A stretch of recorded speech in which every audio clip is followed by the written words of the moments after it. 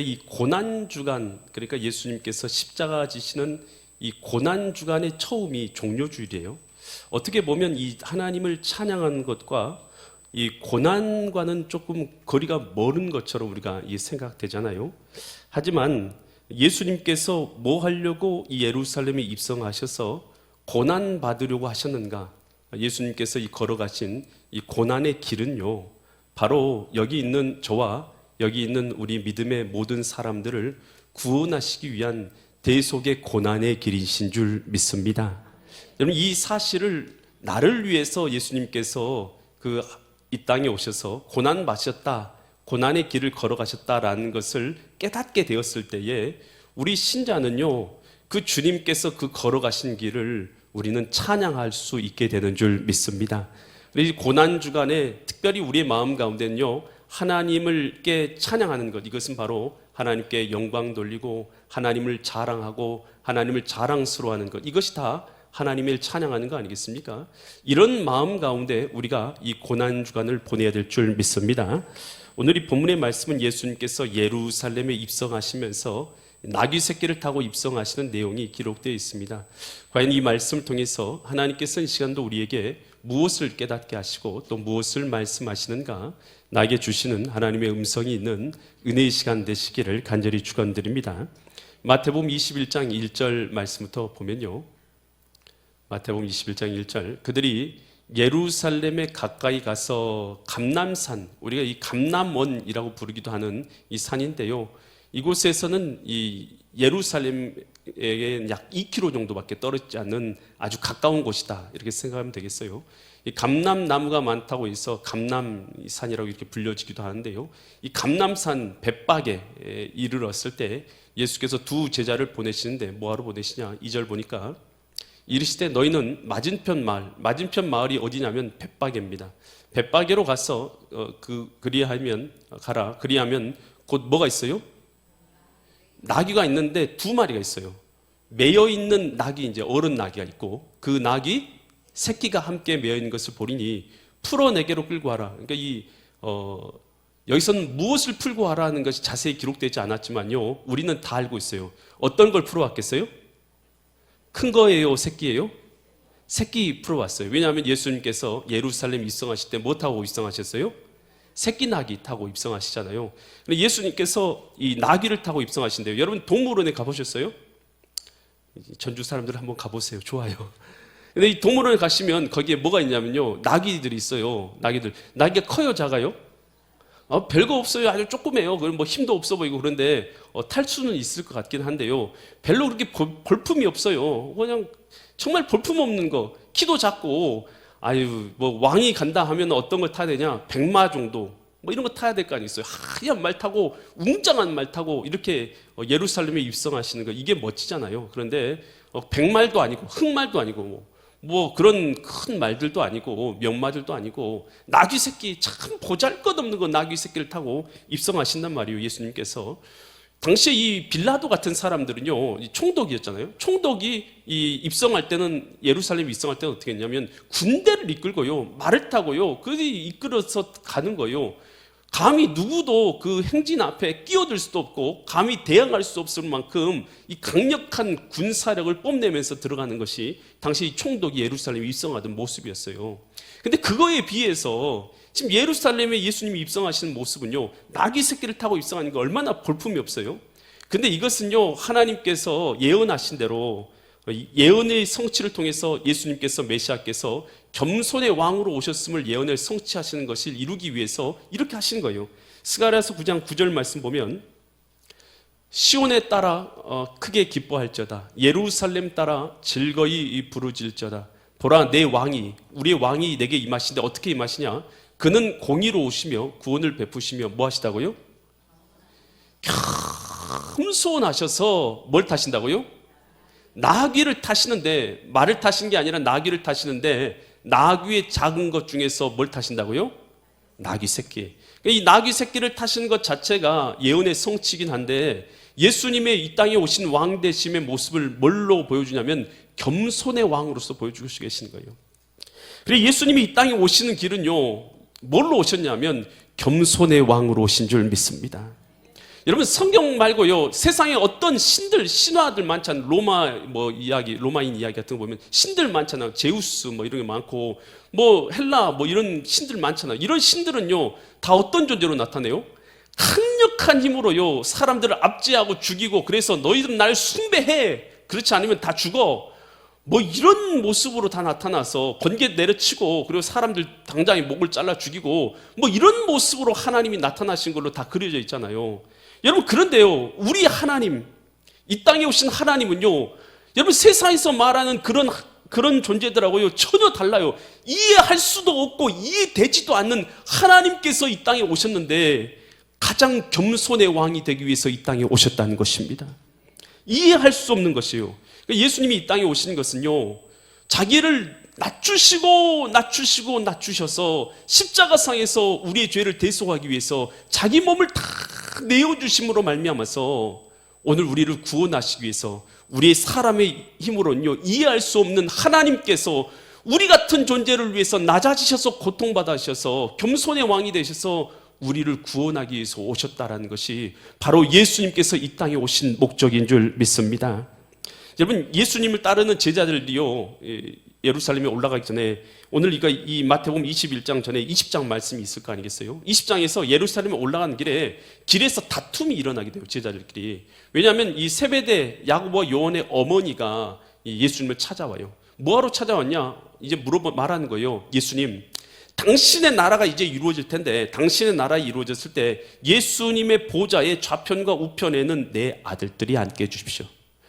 야고보와 요한, 내 아들들이 당신의 보좌 옆에 앉게 해주세요 라고 예수님께 말해요. 예수님께서 그것은 하나님이 정하실 것이다. 너희가 내가 마시는 고난의 잔을 마실 수가 있느냐, 이런 말씀하셔요. 근데 이 말씀을 하셨는데요 제자들이요 세베대의 어머니가 예수님의 보좌의 좌편과 우편에 자기 아들들을 앉게 해달라고 했다고, 그것 때문에 화가 난 거예요. 그래서 제자들끼리 뭐가 일어나요? 다툼이 일어난 거예요. 야, 불림받을 거로 하면 내가 먼저 불림받았어. 아마 베드로와 안드레 뭐 이런 사람들이요 더 화를 냈을 것 같아요. 그들이요 불림받은 건 먼저 불림받은 거 아니겠어요? 그러니까 야, 나이로 보나, 예수님을 따라다니는 것을 보나, 내가 너희보다 먼저지. 좌편, 예수님의 좌편과 우편 앉은 것이 너가 맞냐? 아니다. 또 옆에서는 야, 내가 주님을 위해서 얼마나 열심히 일했는데 야, 내가 앉아야지, 네가 앉으면 되냐? 이런 다툼이 자꾸만 거기서 일어나는 것이에요. 예수님께서요 그 모습을 보시면서 이렇게 말씀하셔요. 마태복음 20장 25절 28절에서 이렇게 말씀하신대요. 예수께서 제자들을 불러다가 이르실 때 이방인의 집권자들이, 세상의 이 주관자들, 세상의 높은 사람들이 그들의 임의대로, 그러니까 그들의 마음대로 주관한다는 거예요. 사람들 그들의 마음대로 다 쓴다는 거예요. 그 고관들이, 높은 자리에 있는 자들이 그들에게 권세를 부리는 줄 너희 알거든. 마음대로 자기 권세로 이렇게 하고 저렇게 하고 자기 힘대로 이렇게 저렇게 막 마구대고 막 살아간다는 거예요. 세상에서는 지위가 높고 권세가 높으면 그렇게 산다는 거예요. 그런데 26절, 너희 중에서는, 너희 줄 제자들, 바로 하나님 나라에서는 그렇지 뭐야 해야 한다고요? 안 해야 된다는 거예요. 높은 자리에 올라갔다고 지 맘대로 막 권세 부리고 그러면 안 된다는 거예요. 너희 중에 누구든지 크고자 하는 자는 너희를 어떻게 해야 한다고요? 큰 자가 누군 줄 알아? 섬기는 자가 큰 자다. 주님이 이렇게 말씀하신 거예요. 그러면 27절, 너희 중에 누구든지 뭐가 되고 싶으면요? 첫 번째가 되고 싶으면, 높은 사람 되고 싶으면, 높음이 되고자 하는 자는 너희의 뭐가 되라고요? 종이 되어야 하리라. 그러면서 28절에서 이렇게 말해요. 인자, 예수님께서 이 땅에 오신 것은 섬김을 받으려고 오신 것이 아니라, 섬김을 받으려 함이 아니라 도리어 뭐하러 오셨어요? 섬기려고 오셨는데 자기 목숨을, 예수님의 목숨을 많은 사람의 대속물로 주려 함이니라. 세상에서는 높이 있는 사람들이 자기 마음대로 주관하고 권세 부리고 마음대로 하고 그렇게 살아가지만, 야, 너희 중에서 하나님 나라에서는 그것이 높은 사람 절대 아니다. 너희들 착각하지 말아라. 하나님 나라에서는 어떤 사람이 높은 사람이라고요? 어떤 사람이요? 섬기는 사람이. 으뜸이 되고자 하는 사람은 종이 되어야 한다. 이게 바로 하나님 앞에서 높은 사람이다. 여러분, 예수님께서는 이 땅에 오셔서요 겸손의 왕으로 오셔서 오늘 우리를 위해서 자기의 생명을 드리기까지, 놓아주시기까지 대속의 십자가를 져주셔서 우리의 구원의 길을 열어주신 줄 믿습니다. 그럼 우리 신자의 가는 길은요, 높은 마음을 가지려고 가는 게 아니에요. 우리 신자가요, 신앙생활을 하면 할수록 우리 마음은 어떻게 되냐면 낮은 곳으로 임하소서예요. 할렐루야. 낮은 자리로 임하는 것, 이것이 바로 우리 신자가 오래 신앙생활을 하면 하나님을 경험하며 경험할수록 우리가 깨닫게 되는 것이죠. 이 헨리 나우엔이라는 이 천재 교수가 있어요. 그는 이 노틀담 대학교에서 가르치기도 하고 예일 대학교에서도 가르치고 하버드 대학교에서도 교수로 가르쳤던 사람이었어요. 많은 그가 저수를 저술했는데, 명저를 저술했는데요, 약 집필한 30권 모두가 다 베스트셀러가 됩니다. 이제 그를 만나기 위해서요, 많은 사람들이 그를 찾아와요. 그는 유명인이 되었어요. 여러분, 그런데요, 어느 순간 그가 이런 선언을 한 거예요. 나는 이 하버드 대학교에서 교수직 포기하겠다. 나 이제 교수직 안 한다. 나는 장애인 시설에 들어가서 새로운 인생을 살아가겠다라고 말하는 거예요. 완전히 폭탄 선언이죠. 나 교수직 포기하고 사회적 지위, 명예, 그다음에 돈 다 포기하고 장애인 선교로 들어간다는 것이요. 사람들이 물은 것이요. 그 많은 지위, 명예, 돈을 다 버리려고 하는가? 차라리 후학들을 양성하는 게 좋을 것 같다. 아니, 그렇게 포기하지 말고 후학들을 양성해라. 그러니까 그가 이렇게 말했어요. 높아지려는 마음은 성공에 가려서 예수님이 보이지 않습니다. 이제 낮은 곳에서 예수님을 만나겠습니다. 라고 들어간 것이죠. 그는요, 높은 자리에 있었지만 아무리 그 자리에 있었는요, 주님을 원하는 그 마음을 갖고 주님을 만날 수가 없었다는 것이에요. 그래서 그가 들어간 곳이 캐나다 온타리오주의 리치몬드 힐에 있는 장애인 공동체 시설에 들어가서 그들을 섬기면서 여생을 마무리하게 됩니다. 여러분, 하나님 안에서요, 오늘 우리가요, 주님께서 보여주신 겸손히 걸어가신 그 길, 여러분, 그 길에서요, 오늘 우리가 어떤 마음을 품고 하나님을 섬기는 자가 되고 주님을 따라서 살아가 될지를 발견할 수 있는 믿음의 사람들이 될 수 있기를 바랍니다. 마태복음 11장 29절에서 이렇게 말하는데요, 나는, 예수님이 하신 말씀이에요, 마음이 온유하고 뭐 하시다고요? 예수님의 마음은 온유하고 겸손하시답니다. 이 땅에 오신 하나님께서 하신 말씀이에요. 나는 온유하고 겸손하니 나의 멍에를 메고, 나의 멍에라는 것은 일거리죠. 나의 일거리들을 메고 내게 뭐 하라고요? 배우라. 내게 배우라. 예수님께 배우랍니다. 예수님의 뭘 배우라는 것입니까? 앞에 말한 온유와 겸손을 배우랍니다. 온유와 겸손을 배우라. 그리하면 너희 마음이 뭘 얻게 된다고요? 내 안에서, 주님 안에서, 하나님 안에서 쉼을 얻으리라. 여러분, 높은 자리로 올라가려는 자리에서는요, 쉼은 있을 수 없어요. 늘 고통과 괴로움밖에 남는 게 없죠. 그러나 낮은 자리로 내려가는 자리에는요, 여러분, 그 마음에는요, 그 마음에는 온유함 가운데는요, 겸손함 가운데는 하나님이 주시는 쉼이 있을 줄 믿습니다. 여러분, 그래서 우리 교회에서요, 신앙생활하면서요, 여러분, 우리가 높은 자리에 올라간다는 것은 다른 것이 아닙니다. 우리가 더 열심히 섬기고 더 사랑으로 섬기고 겸손해지기 위해서 우리는 높은 자리에 올라가게 되는 것인 줄 믿습니다. 그래서 교회에서 큰 자는, 하나님 나라에서 큰 자는 다른 자들이 아니에요. 하나님 나라의 큰 자는요, 섬기는 자가, 겸손한 마음으로 섬기는 자들이 가장 큰 사람들인 줄 믿습니다. 그러면서 예수님께서요, 12제자, 이 2명의 제자를 불러서 나귀 새끼를 풀어오라고 해요. 그런데 이제 나귀 새끼를 풀어오는데, 여러분 생각해 보세요. 나귀 새끼가 주인이 있을 거 아니겠어요? 주인이 나귀 새끼를 풀어가려고 하면 뭐라 하겠어요? 왜 풀어가요? 그건 내 거예요. 풀어가지 마세요. 이렇게 말하는 게 맞겠잖아요. 그러면 뭐라고 답변하라고 그래요? 마태복음 21장 3절처럼 답변하라고 합니다. 만일 누가 무슨 말을 하려거든, 그러니까 왜 풀어가요? 이렇게 말하려고 하려거든, 누가 쓰신다고요? 예수님께서 쓰시겠다고 해라. 그리하면 즉시 보낼 것이다 라고 말한 것이에요. 여러분, 이 주인이요, 주님께서 쓰신다고 하니까, 아, 그래요, 주님께서 쓰신다면 얼마든지 내어가십시오. 나의 모든 것이 또 다 드릴 수 있습니다. 여러분, 이것은요, 신뢰가 없으면은 여러분 내어드릴 수 없는 거 아니겠어요? 여러분, 주님께서요, 우리 인생 가운데 동일하게 말씀하셔요. 내가 쓰겠다 라고 이 말씀하셨을 때에 주님이 쓰신다면 어떤 것도 내어드릴 수 있습니다. 라는 것이 바로 믿음이고 순종인 줄 믿습니다. 하나님께서 쓰신다고 할 때에 내 재능도, 내 시간도, 내 능력도 하나님의 나라를 위해서 쓰겠습니다 라고 마음먹으면 하나님께서 우리를 통해서 일하시는 줄 믿습니다. 그러면서요, 예수님께서 이 나귀 새끼를 타고 이 예루살렘에 입성하게 돼요. 예루살렘에 입성하는데 사람들이 어떻게 해요? 뭘 깝니까? 바닥에다가? 자기의 겉옷을 벗어가지고 깔아요. 여러분, 요즘에도 보면 이 배우들이 가면 레드 카펫이라고 빨간색 카펫이 쫙 깔리는 거 보시잖아요. 아, 참 멋있잖아요. 옛날에도 왕들이 가는 길에는요, 뭐 이 천을요, 이 레드 카펫을 쫙 깔아가지고 이렇게 걸어가게 하고 그 위로 밟고 지나가게 했잖아요. 예수님은 그런 화려한 레드 카펫에 비하면요, 보잘 것이 없어요. 그런데요, 무엇으로 사람들이 길을 깔았던 거예요? 자신들의 겉옷을. 이 겉옷을 들였다는 것은요, 바로 자신의 존경하는 마음을, 예수님을 사랑하는 마음을 다 들여서 자신의 겉옷을 벗어서 그 밑에 깐 것 아니겠어요? 그래서 예수님이 걸어가신 길은요, 화려한 길은 아니지만요, 사람들의 존경과 사랑을 받는 그 길을 걸어가신 줄 믿습니다. 주님이 걸어가신 길은요, 사람들의 명예와 환호가 아니에요. 주님께서 원하시는 것은 사람들의 마음과 정성을 들여서 만들어진 길을 걸어가게 되시는 줄 믿습니다. 여러분, 예수님께서 십자가의 길 걸어가시는 것, 여러분, 우리의 마음의 중심을 들여져서, 여러분, 우리의 마음과 사랑을 들여져서 주님 앞에 들여졌어요. 주님이 걸어가실 길을 예비하는 것, 이것이 바로 우리 신자가 해야 될 일인 줄 믿습니다. 그러면서 마태복음 21장 9절에서 이렇게 사람들이 해요. 앞서서 가고 뒤에서 따르는 무리가 어떻게 하냐, 소리 높여서 외치는데 뭐라고 외칩니까?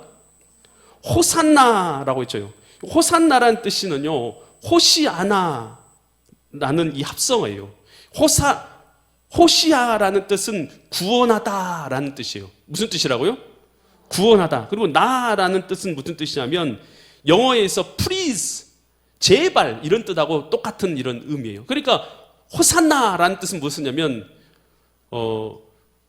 구원해 주소서라는 이런 의미인 거예요. 구원해 주소서, 구원해 주소서라는 이런 의미가 호산나예요. 그런데 당시에 이 초막절 같은 이런 절기예요. 제단을 돌면서 사람들이 외치는 소리가 있었어요. 그것이 뭐냐면 호산나라는 외침이었어요.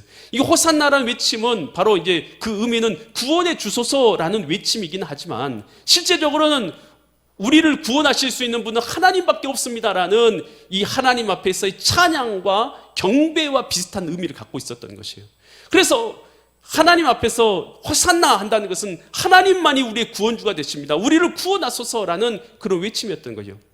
예수님께서 그런데 그 길을 오실 때에 사람들이 겉옷을 벗어가지고 깔아주는 그 사랑과 존경의 길을 걸어가실 때에 사람들이 뭐라고 불렀다고요? 예수님을? 호산나라 불렀다는 것은 예수님을 누구로 인정한 것입니까? 하나님으로 인정하면서 그를 찬양한 모습인 줄 믿습니다. 그만큼 높이면서, 그러면서 다윗의 자손이라는 것은 메시아가 다윗의 후손 가운데 태어나시겠다라는 언약의 성취가 이루어졌다라는 걸 의미하는 것이죠. 그러면서 뭐라고 하냐? 다윗의 자손이여 찬송하리로다. 주의 이름으로 오시는 이여 가장 높은 곳에서 호장한다. 가장 높은 곳은 하나님 계신 그곳에서 구원이다라는 외침이면서 하나님을 하나에서 외치는 이 찬양이었다라는 것입니다. 여러분, 예수님이 걸어가신 길이, 지금 이제 예루살렘에 들어가신 길이 뭐하러 걸어가신 거예요? 여러분, 예수님이 걸어가신 것은요, 이 길 걸어가셨어요. 십자가를 지게 되신 거예요. 여러분, 예수님은 십자가를 지러 고난의 길을 걸어가신 거예요. 대속의 십자가의 길을 걸어가시는 거예요. 사람들은 아직 잘 몰라요. 예수님을 당시에는 어떻게 생각했냐? 로마에서 우리를 건져낼 그런 정치적 지도자로 그렇게 생각했던 거예요. 그랬는데 예수님은요, 그 정도 수준이 아니시죠. 예수님은 모든 백성을, 만 백성을 죄와 사망의 권세에서 구원하기 위해서 이 땅에 오신 하나님이신 줄 믿습니다.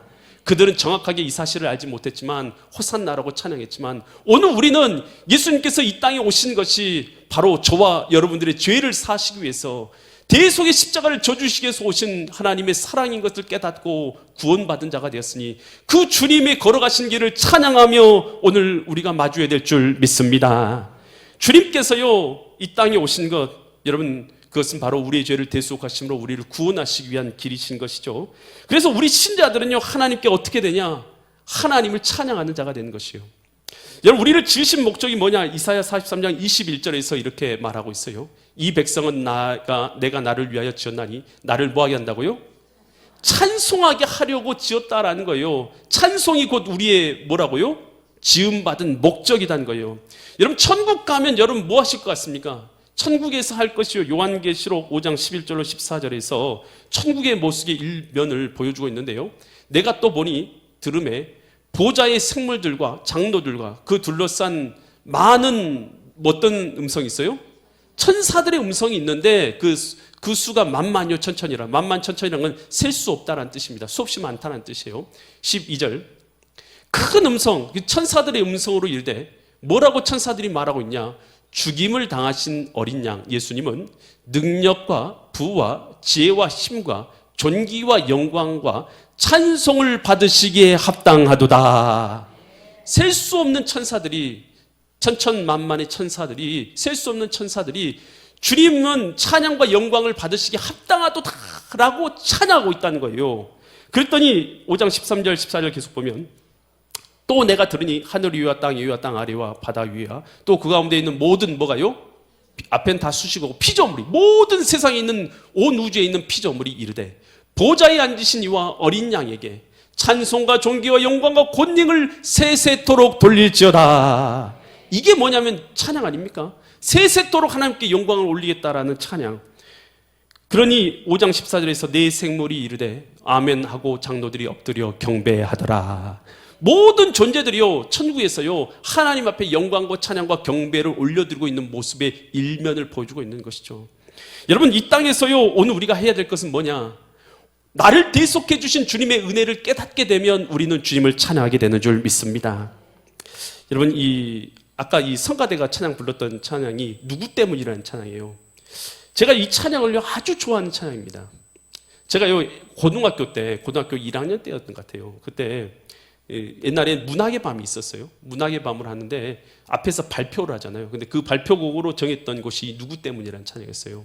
근데 지금 벌써 이 찬양이 그때 불려졌으니까 지금 이 찬양이 벌써 한 30년이 넘은 찬양이죠.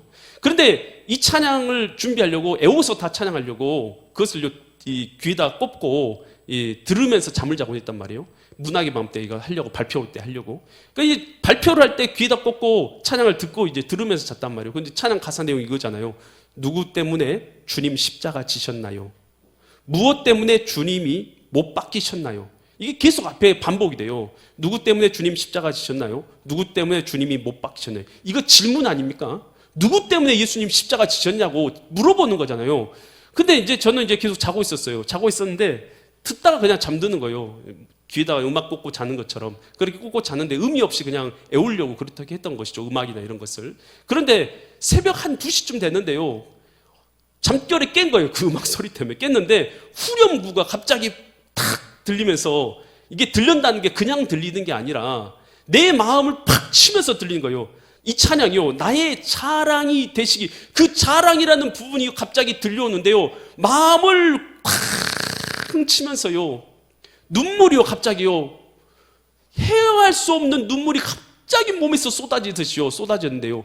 멈출 수가 없는 거예요. 이해할 수 없는 감동이 몰려오기 시작합니다. 그러면서 하나님이 왜 십자가를 져셔야만 하는지를, 그 존귀하신 분이 왜 이 땅에 오셨고 왜 고난의 길을 걸어가셨는지를 깨달아지는 순간요, 마음에서요 형언할 수 없는 그 은혜가요 마음속에서 넘쳐 흘러나오기 시작하는 거예요. 도저히 말로 표현할 수 없는 은혜예요. 펑펑 눈물 흘리면서 그 찬양을 듣고 또 들으면서 은혜를 받았던 찬양이 그 찬양이에요. 여러분, 우리가 이 누구 때문에 주님이 십자가 지셨는가, 여러분 이 의미를 깨달은 자만이 주님께서 걸어가신 십자가의 길을 찬양할 수 있게 되는 줄 믿습니다.